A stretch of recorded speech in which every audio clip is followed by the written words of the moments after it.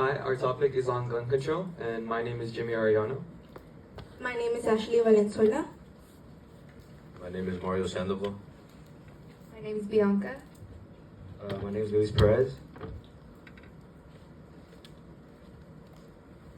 Okay, so gun violence is a leading cause of premature death in the U.S. Gun violence kills more than 48,000 people a year, and firearm injuries were among the 5 leading causes of death of people ages 1 through 44 in the U.S. in 2022, according to CDS. As of July 2nd, there have been over 26 mass shooting in 2024.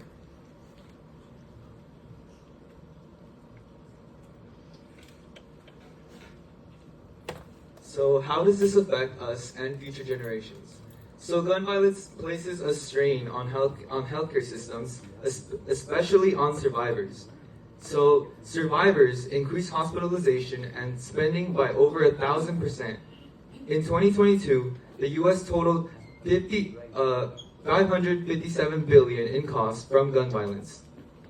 Guns remain the leading cause of death for children and adolescents in the United States. Gun violence impacts school performance and emotional well-being. In some cases, children experience PTSD, which may spark aggressive behavior, depression, and interpersonal problems, which leads to more violence and more mass shootings occurring. Mass shootings are not the only primary source of gun violence. When we think of gun violence, we often think of mass shootings or school shootings, but they are not.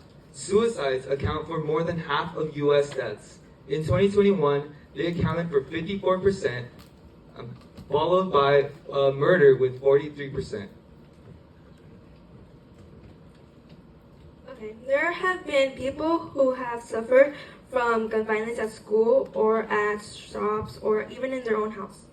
Like the cause from Uvalde Elementary in Texas. If the government doesn't do anything to stop those gun violence, more and more people will suffer from these gun violence. Gun violence is happening all over the nation and keep getting worse throughout the year.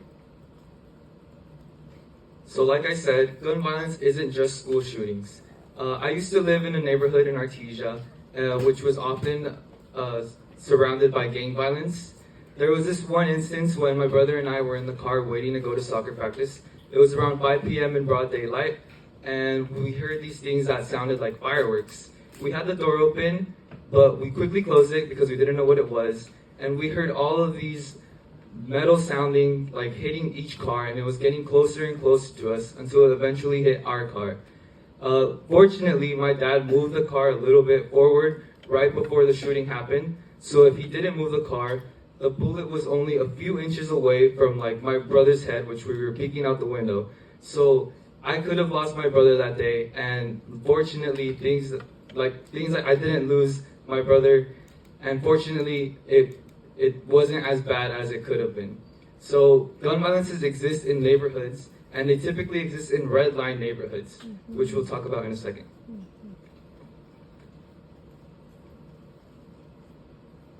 Alright, so one of the solutions we have towards gun violence is decreasing the amount of guns that are being produced, only for like certain amount of people that could be like able to own them.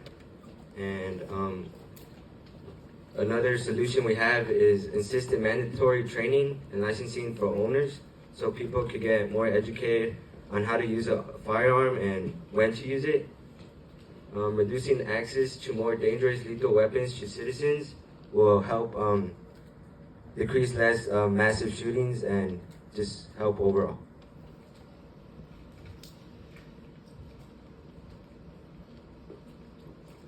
Another solution is universal background checks on all guns. Under federal law, background checks are only required for gun sales conducted by licensed dealers. Federal law does not address gun sales by unlicensed sellers, such as non-dealers who sell guns online or at gun shows. This loophole makes it easy for people with felony convictions, domestic abuse restraining orders, and prohibiting histories of mental illnesses to buy guns with no questions asked. While federal regulations expanded in 2024 to require more background checks nationwide, the loophole in the law remains. The loophole should be closed by requiring background checks on all gun sales, not just on the sale of firearms from licensed gun dealers. People will have to adapt to the law by having to get a permit and a background check.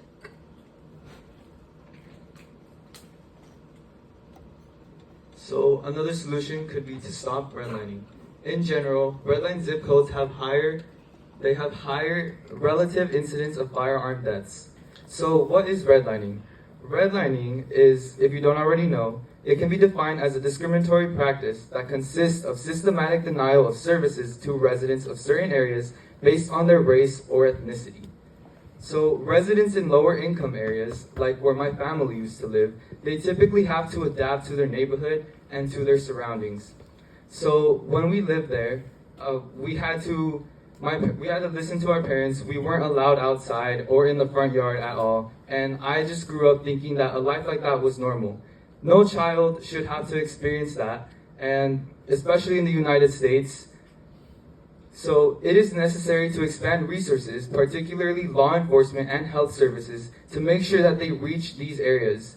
So this shooting that occurred when I was a kid, it went unreported because my parents were afraid to call the police due to the gang violence that was nearby, and it went unreported. So several other shootings like this went unreported in our neighborhood, and who knows how many other neighborhoods out there in the United States have unreported shootings.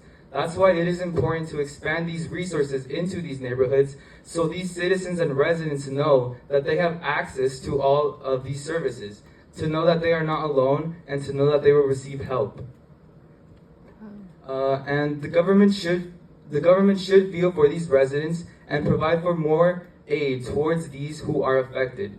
So this aid isn't necessarily only for residential areas. It can also be for members or people who have lost children in school shootings.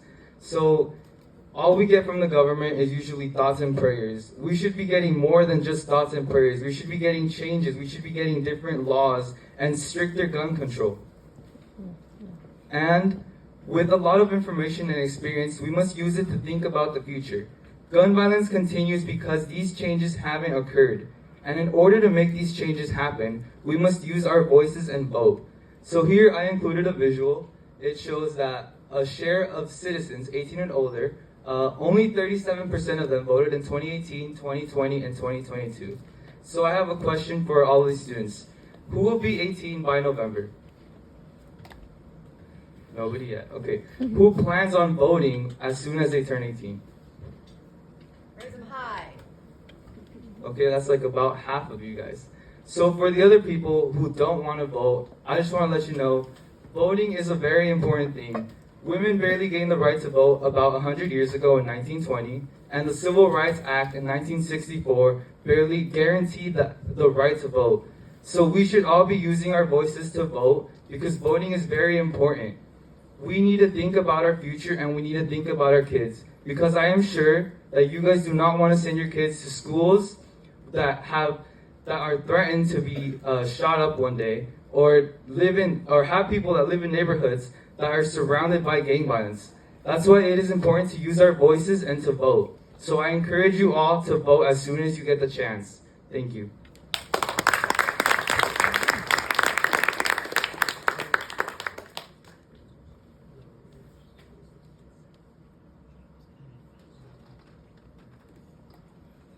Pretty sure many of you have heard of the Las Vegas mass shooting. Results of this was attending faculty and physicians and training in GME residencies evaluated over 300 penetrating trauma patients in less than 24 hours. This affected its community greatly, causing families to be in distraught and stress over their own family members and their safety. And approximately 1 in 3 physicians had a patient die under their care. Despite this potential for psychological trauma, the majority of clinicians reported minimal distress and minimal impact on GME activities. So what do we already know about this? What do we know about this issue towards gun violence? We know that caring for patients from mass shootings and catastrophes can impact clinical personal and professional lives with the minority developing symptoms of post-traumatic stress disorder, which can greatly impact someone's future or just overall what they feel, which is why we need to address this issue of gun violence in the U.S., since not only it impacts to those who tragically lose their loved ones, but also those who fail to save them.